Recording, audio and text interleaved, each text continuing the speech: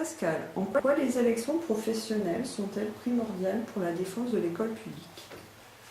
Le SE-UNSA et l'UNSA défendent l'école publique, à l'opposé du gouvernement actuel qui ne cesse de l'affaiblir. On se demande même s'il ne veut pas tout simplement la voir disparaître. Deux exemples pour illustrer mes propos. D'abord, les cadeaux faits à l'école privée. L'école privée scolarise 17% des élèves. Pourtant, elle reçoit 20% des moyens.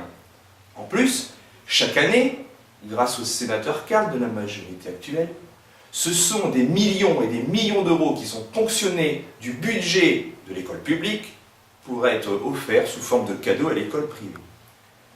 Deuxième exemple, la nouvelle formation des maîtres décidée par le ministre.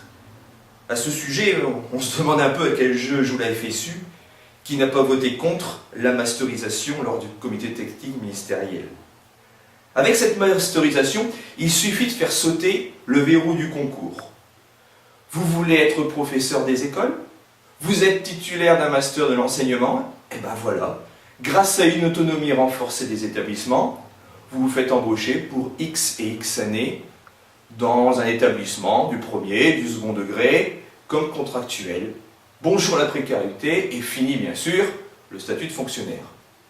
Alors oui, l'école publique est en danger, est en grand danger. Alors on peut rester dans son coin en faisant le dos rond, puis se disant « Tiens, ça passera ». Mais ça ne passera pas et en plus ça ne servira vraiment pas à grand chose. Ou alors, lors des élections professionnelles, on peut faire le choix de donner sa voix à l'UNSA et au SE-UNSA qui défendent le service public et l'école publique. Dès le jeudi 13 octobre, votez UNSA, votez SE-UNSA.